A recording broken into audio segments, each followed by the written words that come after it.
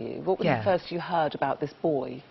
I just had a phone call to say that a 12-year-old asylum seeker had come into social services and would I be able to take him? And what did they tell you about him at that point? Nothing really, just he was 12 years old. There was no information and, would I be able to take him for a few nights? And I said yes. Julie, you say that, 12 years old, but when you saw him, when he arrived, what your gut reaction was, he doesn't look 12. When I walked into the room, I didn't think that he was the person they were referring to. He looked about 19. He was very quiet and very timid. Obviously, I just took it like he was in shock. So even though you thought he looked older than the 12-year-old boy they were telling you he was, you said, well, I'll take him anyway, because that's what you do. You care for children who need help. I didn't want to hurt his feelings or anybody, but I don't usually take teenagers. I take younger children, but I just thought, he needed a home, and I just didn't think any more of it. We went to a dental appointment, and the dentist age assessed him between 18 and 21. I didn't know at the time, but under Merton's law, they had to give him the benefit of doubt. But because he claimed he was 12, and the dentist aged him at 21, they placed him with me at 16. They averaged him? They averaged him, yeah. What was he like to start with, and when did that change? What did you notice had changed his behaviour? He was lovely in the beginning. Very humble, very polite and very thoughtful. And then as the weeks were going by, I started to notice that there was a change in him. I was comparing him to my boy, and I just felt he was more mature than my boy was. You found out, didn't you, that he had been arrested in Belgium. He had had a bone density X-ray, and they had said, you're not 12, and sent him on his way. Why did social services not tell you that?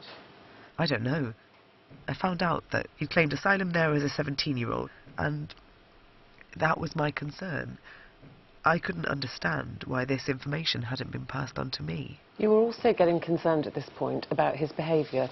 You said he completely changed from this boy that said, I'm a simple country lad, he was quite polite and gentlemanly, to actually becoming quite aggressive. How frightened did you become of him? I became very frightened. He became quite menacing.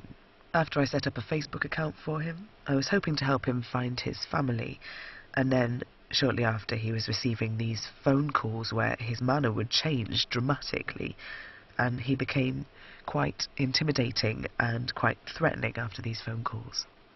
Did you feel eventually quite scared to be on your own with him? Yes. Is that when you phoned social services to rehouse him? I was concerned because if they asked him to rehome him, I didn't want him to go to another family because he wasn't who he was claiming to be. What was he doing specifically that made you think, I'm really frightened in my own home now? I can remember one day he went up to the fridge and he was looking at a photo of me and my daughter as if he was trying to intimidate me through my daughter.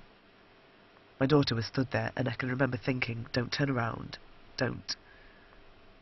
I knew and I could see what he was doing in the corner of my eye, but I just carried on wiping up. He walked right up behind me and I can still feel his breath on the back of my neck, and I can remember feeling petrified. And you were petrified to the extent that you started leaving squeaky toys on the stair, so that if you could hear him coming up just in case he came into your room. Who do you think was calling him then? Do you think he was being groomed, or was he part of a group? You said every time he got these phone calls and he'd go into the garden, things, his behaviour would change and he would get more aggressive with you. Did you ever get to the bottom of that, who he was talking to? No, I tried to look on his phone, but they were unknown numbers. And you found extremist sort of evidence of him looking at extremist sites on his phone. Wasn't there a conversation also that the interpreter sort of translated for you? And what was said in that conversation? He was talking to his friends, his family, his cousins. He was laughing and joking about how he told the authorities he was 12.